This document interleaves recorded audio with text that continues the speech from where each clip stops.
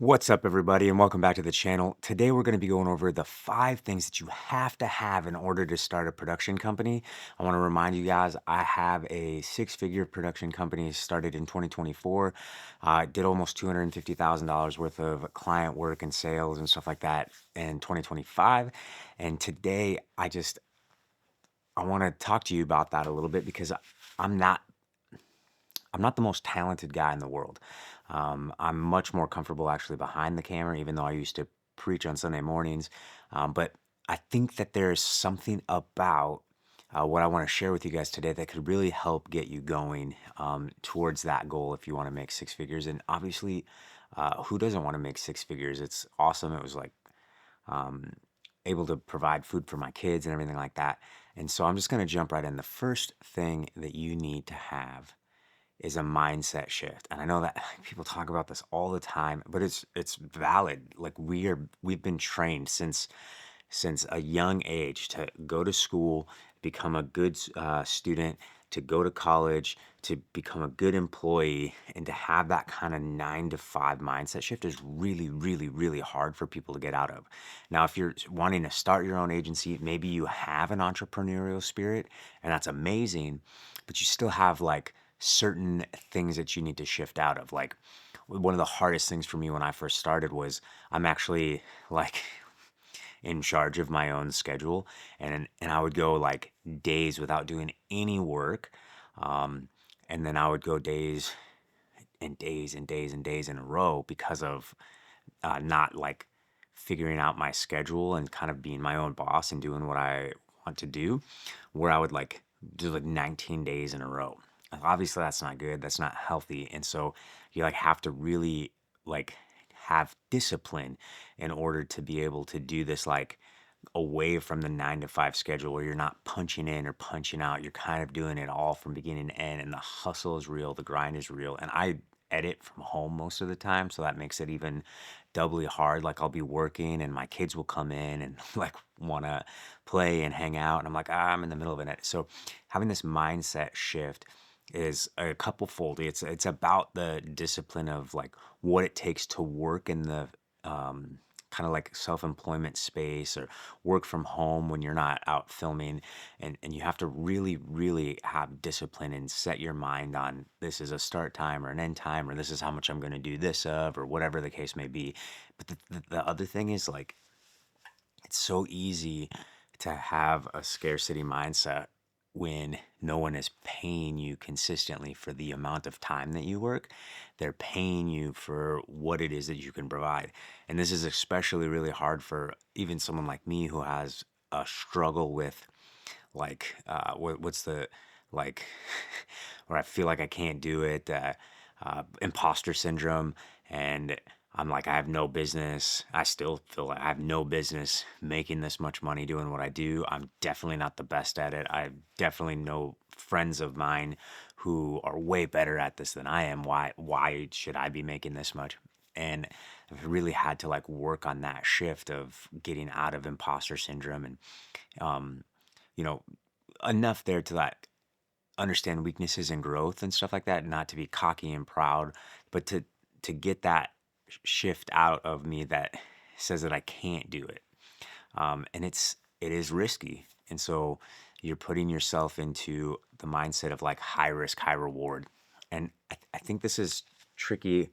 And I want this to live in the realm of mindset shift because people can debate over whether or not you should have a 6 month savings before you like quit your job and launch into this career. That's actually not what I did. My mindset was like, um, I, it sounds super gross analogy, but if you ever watched The Office, and the last season of The Office, Andy was one of my least favorite characters, but he has this moment where he was like wants to get out of the office and he wants to like pursue his career in singing, and so he quits and then he goes and tries and then he gets scared and then he comes back to his 9 to 5 job at the office and then realizes if he's ever going to make it he has to like burn all his bridges, and so he goes and he takes a dump on the boss's car, and I was like that was it, he was fired, he's not coming back. And so I like for me I had to like have this there's no way back, I'm pushing into this, I'm going forward. I didn't really have the 6 month savings, quote unquote. But I had been like doing some jobs while I was still a pastor here and there, and it gave me the confidence that okay, if I have to make it work, I'm gonna make it work. And so that was like the thing that shifted for me. So um, that was my story. Some people feel way more comfortable having that 6, 7, 8 month like expense cushion, that safety net, that nest egg, and that's great if that's what you need to start it. But you need to get your mind around it that that's what you're going to do, and you need to actually put that money aside, which is its own mindset shift and financial freedom and all of those things. So but you have to shift your mind away from like this 9 to 5 training that we've had our whole lives into what it actually takes to be an entrepreneur and a successful person. One thing I'm going to note in most of these, uh, except for like the next one coming up, most of these actually have nothing to do with running the camera or like how creative you are. They'll have to do with like business and sales strategy, because honestly, like when you are the owner of a company, it's up to you to make everything run, whether you have people under you or not. Like you are the car, you are the gears, you are the shifter. Everything is you. You are the mover of it. And so if you can't get your mind around that, then starting a production company, though it could be really, really lucrative, it's not for you. Like if you can't do it, if you can't get your mind to understand that you are the sole person, like literally the proprietor, the one that makes the business run, you're never going to be able to make it run. You're always going to come up with excuses. You're always going to find ways and reasons and excuses that it just didn't or wouldn't work. And you're just going to, you'll burn through your nest egg really, really quickly, and it'll be frustrating. And it's just not something that I want for you. So you literally, you have to train your mind to think differently about it and to do different things. And inside of this like mindset shift point, I will say this: the main difference between people who make it in starting their own business, whether it's a video production company or any entrepreneurial thing, is that the, like they don't stop when it's hard. Like I had a time in August of this year, 2025. I guess when this comes out, it'll be 2026. I literally thought I was going to have to get a factory job. Like everything that could possibly go sideways went sideways. I lost all of my clients like that.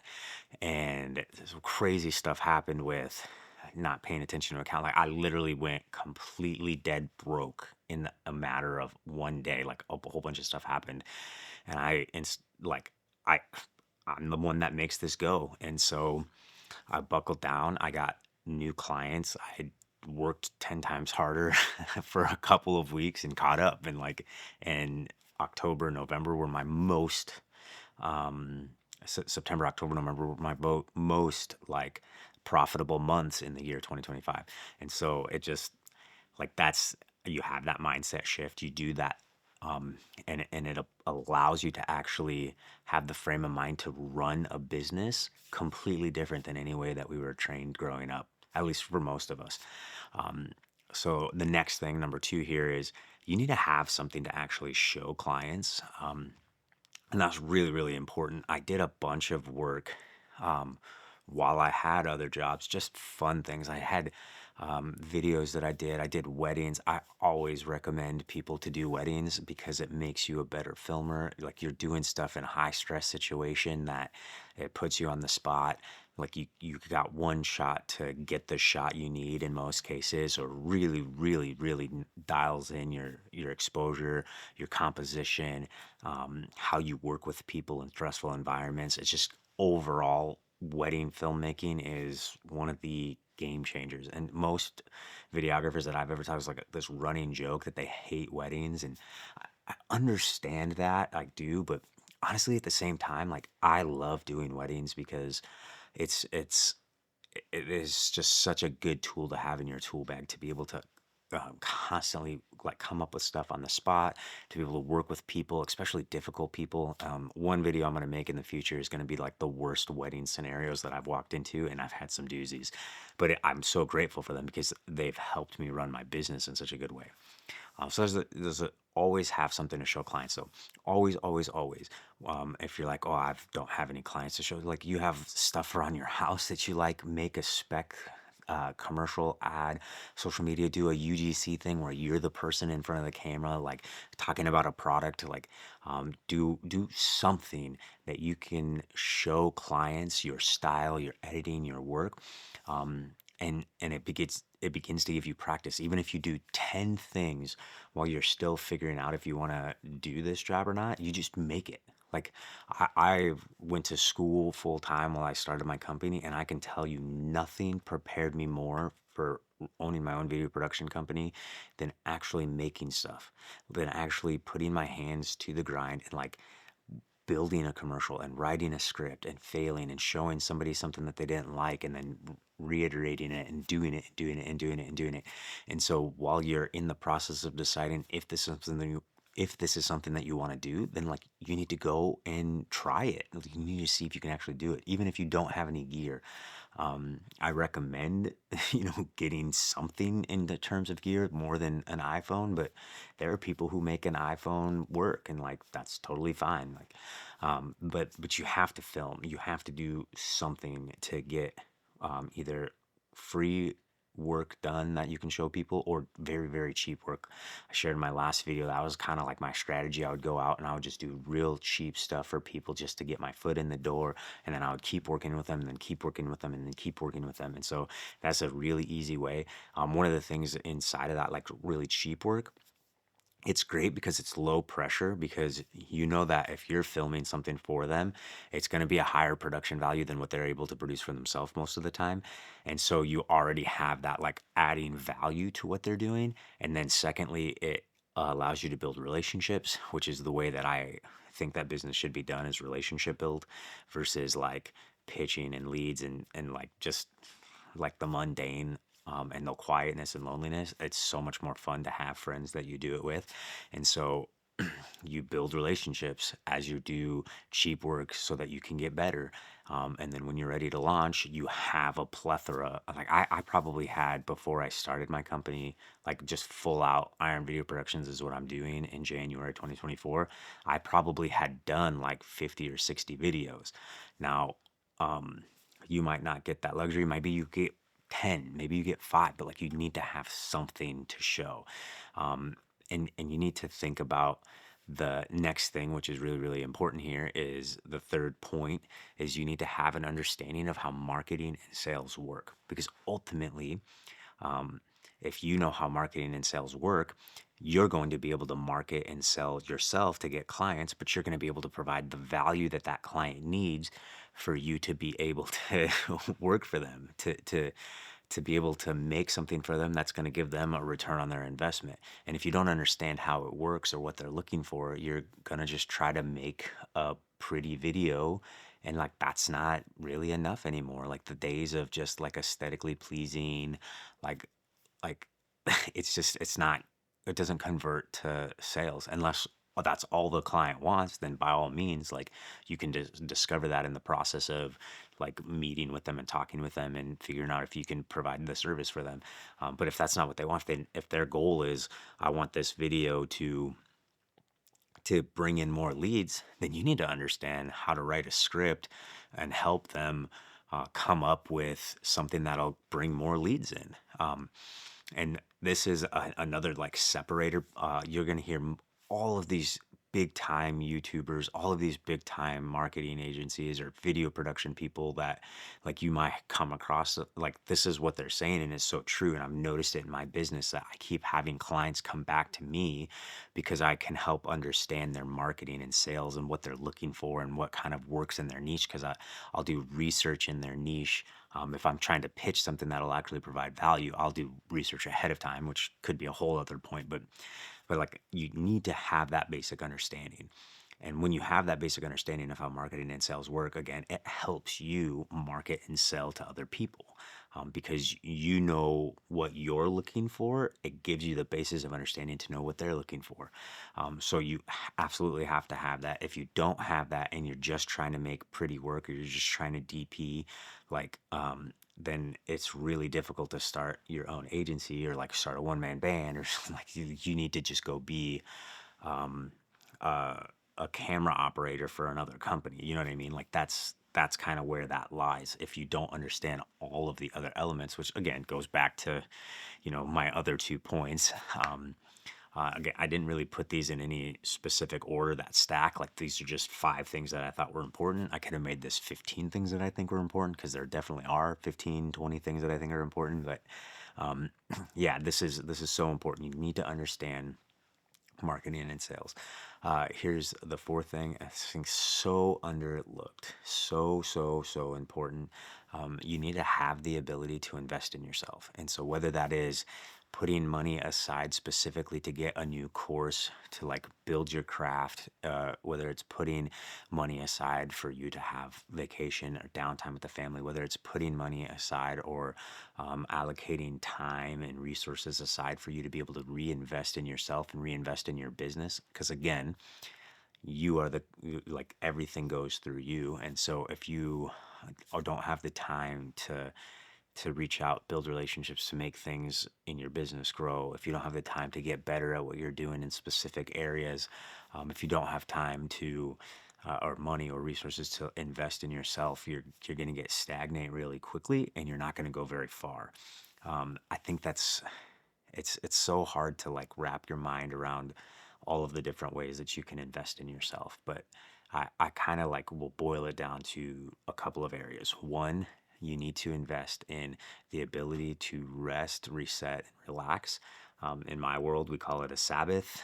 It doesn't have to be a religious thing for you. If that's not like what you're into, that's totally fine. But like the implications of rest and legitimate relaxation and legitimate like time away from work, and even if you love, like I love running this company, I love filmmaking, I love what I'm doing, I have to get away from it sometimes so that I can come back to it with fresh eyes and stuff like so. Rest.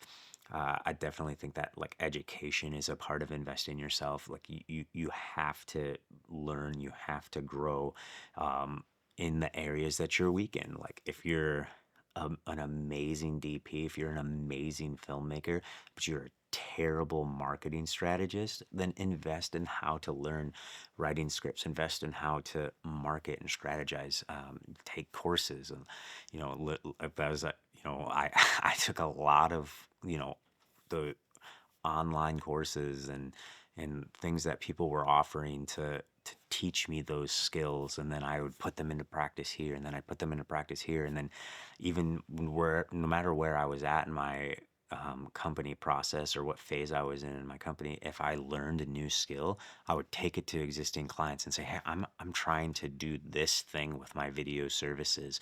Could I could I practice with you? Could we do some R&D? I'll charge you an like an experimental fee, which was a huge discount from the other stuff that we were doing together. If I can try a video with this style and with this marketing strategy and see if it works, and then if it works for you, then we can implement it more into our regular price." And so I would just constantly do that, and I would constantly evolve my skills. I would constantly evolve my script writing, constantly evolve, a different way to shoot a project or film a thing for social media, and that investment into myself, and then the ability to put that out towards my clients and get permission to experiment was something that helped make me really a lot better at what I was doing. And so invest in yourself. And then the last thing is like financial investments into yourself. So put money away, put money aside. Something that nobody really talks about when you're starting a business. Immediately you need to start putting a portion of your money into a Roth IRA, because when you start this type of industry or business, freelance, whatever you want to call it, nobody's matching a 401k for you. Like it's again up to you to make sure that you are putting money away to save yourself for retirement. Like no one's doing it for you. You have to do that yourself. And so I've max funded an IRA for my retirement. This year I'm actually going to bring my wife in a little bit more, and I'm going to fully fund and max out a Roth IRA for her, based on what she does for the business. She's a photographer, and so I've tried to been I've been trying to implement some photography and different things that I'm doing for clients so I can bring my wife in, which is really fun. I love working with my wife. She's a phenomenal person. Um, and so I'm like, okay, great. So I can actually do a Roth IRA for her and max that out. Um, so that she has something as well. And it's, it's a tax write-off. It's all kinds of good things. Um, and so I can ramble on and on and on and on about investing in yourself, but just know it is important to do in every facet when of the term investment. It's that important. The last thing here is just really really simple. You need a mentor. You need somebody that you can bounce your ideas off of. You need somebody that will say like, "Hey, just do it." You need somebody that's been there, done that. I have um, several people who honestly uh, one of my mentors never even started an agency, but he's a really, really good filmmaker. And so whenever I have a question like, hey, I don't know what to do here, I thought I had this thing right. He'll give me tips and he'll help me understand it. Like I could go watch a YouTube video for that, but I feel like for me, I work so much better when somebody's like walking me through a thing that I messed up on or I have another person who I would consider a mentor. He's a really, really good friend of mine. I will run videos that I make past him, like, "Hey, did this make sense? Was this good? How did you like the cinematography? How did you like the messaging? Is this something that interests you?" And he'll be brutally honest with me, and based on what he says, I'll go back and I'll change things and I'll tweak things, and if there's nothing that can be done about what he says, and then I'll deliver it to the client and like jot that note down so that I can fix it next time I do something similar to that. So I just have a person or a few people that can speak into my work that can help. Sorry about that. Uh, but I have a few people that can speak into my work that can help, shape and guide and things like that in those areas. And then I have a business mentor. Again, he's another friend. He's in a completely different realm of business than I am, but he is like I'm doing 250,000 a year. Hopefully, I'm projected to do that or more in 2026. We'll see if everything goes awry. Like who knows? But things look to be really strong for 2026. But I have a really really really good friend of mine. He's doing 3.5 million a year in sales, completely different industry, completely different worlds. But he is so smart when it comes to entrepreneurship and leadership and building a business. I sit down with him once a quarter and here's the things I'm thinking, here's what I want to do, here's how I want to grow my business. Um, and we just talk through it, and he tells me where I'm being stupid and he tells me like, there's been a rare occasion where he's like, oh, I actually really like that, I can implement that into my business, even though very different businesses, like businesses have very similar principles on the building side of them. And so we learn from each other, but yeah, he's taught me so much about it. And so I would say like a mentor in every area, like that. I have finances, growing your skills and your craft, business. So you need somebody who's going to be in your corner, who's further along than you, somebody who's smarter than you, somebody who is not afraid to tell you the truth.